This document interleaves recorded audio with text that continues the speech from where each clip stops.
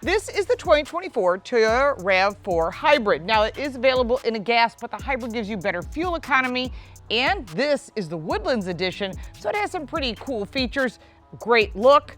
But is it different than the regular RAV4 on the higher trim levels, which we've also reviewed? The RAV4 is available in 7 trim levels: the LE, the XLE, the SE, the Woodlands Edition, which is our trim level, XLE Premium, and XSE, as well as Limited. That's a lot of trim levels, which makes it kind of confusing, so the Woodlands fits right in the middle. It offers LED headlights and taillights, and the Woodlands Edition is slightly better off-road capability. The Woodland Edition is based on the XLE trim level, which is basically a mid-grade. And it's also styled and equipped to look like it's off-roadable, but it's light off-roading, let's be honest. There is a TRD off-road tuned suspension, and that bronze-colored wheels are wrapped in all-terrain tires, which certainly gives it more capability. The ground clearance is 8.1 inches, which is just a touch higher than the regular RAV4. Besides the blacked out trim around the windows, except for this chrome strip, you'll see that 4-wheel drive is listed here in black. Raised roof rails, which are also in black. This vehicle comes with a 3-year, 36,000-mile warranty, as well as an 8-year on the hybrid, but it does include 2 years of Toyota Care, which definitely will help you save a little bit of money. The RAV4 Hybrid has an entry-level wheel of 17-inch. Our test vehicle rides on these 18-inch matte gold wheels, bronze wheels. I think they look pretty good. Coming around to the back of the RAV4, it's like any other RAV4, but this is hybrid, so you've got your wing up here with the integrated third brake light, your wiper blade, which I wish was tucked up underneath, because especially if you're taking it off-road, you don't want it to get hooked on anything. In winter, ice scraping, you don't want to take the blade off. It's very expensive. So eventually brands will start figuring that out, that these wiper arms need to be tucked up underneath. LED taillights, RAV4 in black. That logo that is blue means that's a hybrid. And then of course the Woodlands Edition, and this is a hybrid. This is just a decal, it's not an actual badge. Now let's take a look at the trunk since we're back here. On the remote, there is no opener for the trunk, so it is a manual. Remember, this is a mid-grade Woodlands Edition. It's more of an appearance package. You'll see in back there is 36 cubic feet of storage. There are floor mats that are added. They're an additional $500, as well as this cover. And of course, the Woodlands floor mat has trees on it to make you feel like you paid a little bit more for those $500 floor mats, which I think are kind of pricey. In the trunk area, there's also power supply, which is good if you're going to be tailgating or camping. And if you fold those second row seats, which are 60/40, you can see that Woodland floor mat does continue, and it also splits to go along with the seats. The driver's seat is 4-way adjustable with a 2-way lumbar support. There is only manual adjustment on the passenger side. Now, when it comes to the seating, it is available with heated and ventilated seats on different trim levels. It's important that you figure out what works for you. And the soft tex trim is actually a synthetic upholstery. It is not leather. They'll call it soft tex leather. It is not. It is pliable, but I have to say the seats are kind of comfortable. I don't know if I'd want to sit on these for a long road trip. They're not that supportive. Heading into the second row, you've got these floor mats again that have the tree pattern on them, that Woodlands feel, and the nice pattern that's also on the seating. This is a cloth material on our test vehicle. There is, like I said, that optional synthetic soft tex available. Center armrest with 2 built-in cup holders, no pockets behind the driver's seat, but there is a pocket behind the passenger seat. There is vents and 2 USB-C charge ports. There's also no glass roof on this car, not that it's available. But if you want one, you're gonna have to look at a different trim level. In the doors, there's storage for large cup holders and items. And that's pretty much about it. It's a pretty basic interior, but this is a mid-grade trim package.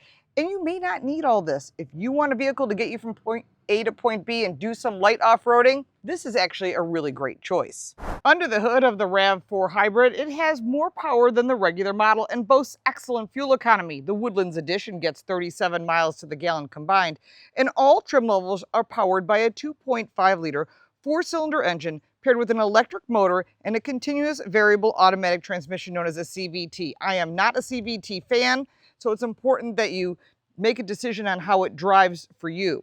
Now, there's also a second electric motor that powers the rear wheels when traction is needed because it is standard all-wheel drive. And it produces 219 horsepower and runs on regular gasoline. 0 to 60 time is 7.8 seconds, which is more than a second quicker than the non-hybrid version. And 17-inch wheels are base, 18-inch wheels are on our test vehicle as well as on the higher trim levels.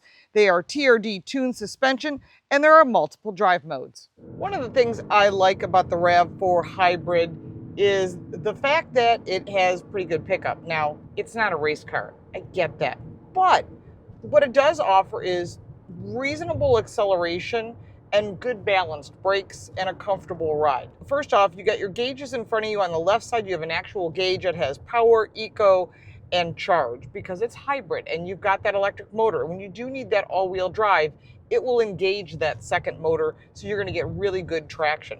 You'll also have your gas gauge and everything in front of you and your speedometer, which is pretty simple. Now you can change that information very easily. There's buttons on the left side of the steering wheel. On the right side is cruise control and safety features. Safety is a 2.5 Toyota Safety Sense.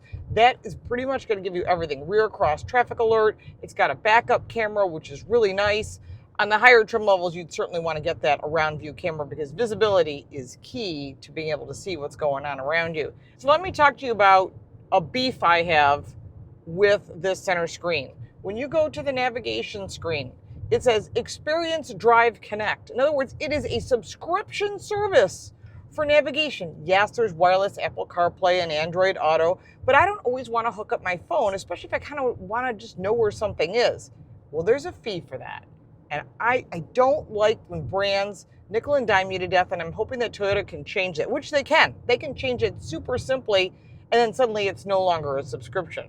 So that, plus of course you got Sirius XM, which is a subscription. It just keeps adding up.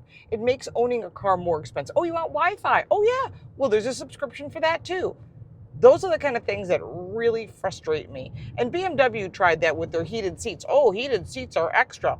Seriously, if there's a button for it and it's in my car, it better function.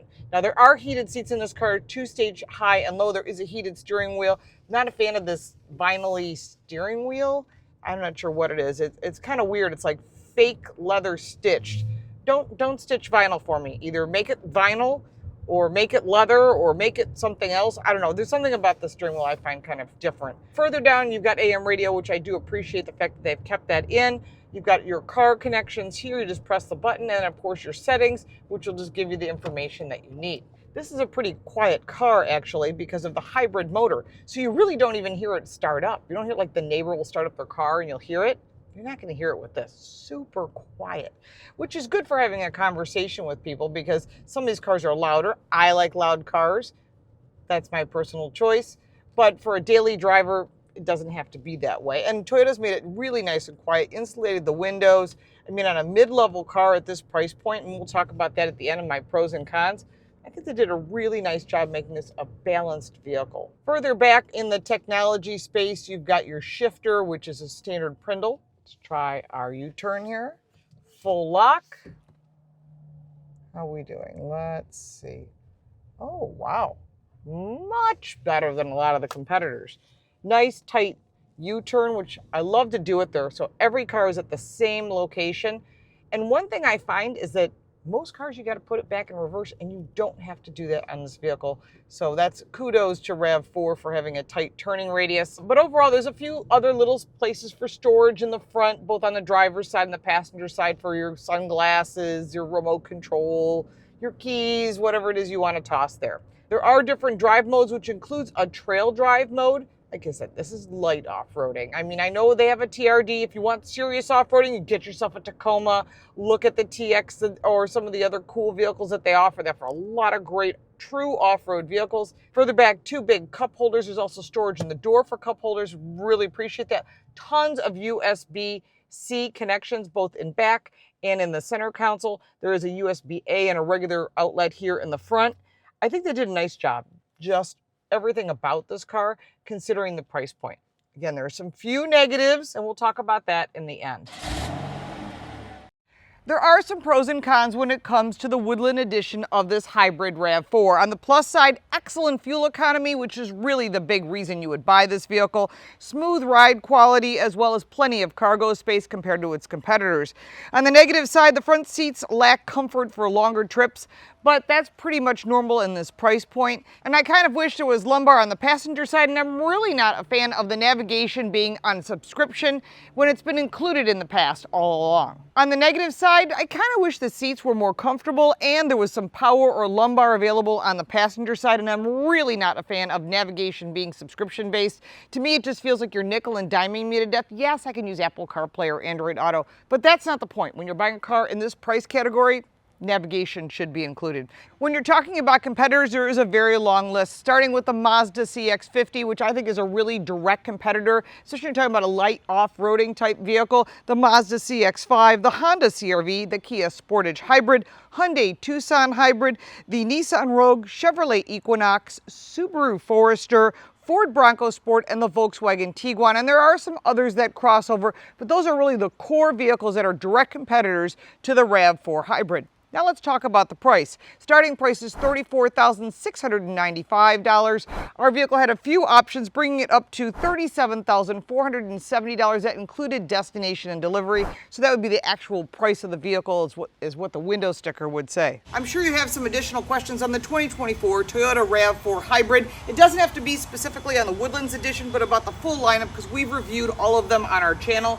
If you got value from this video, please like and subscribe. Share this video with your friends. We do appreciate your support. You can also support us by buying me a cup of coffee. The link for that is in the description, as well as all the ways to reach me. Thanks so much for watching. I'm Lauren Fix.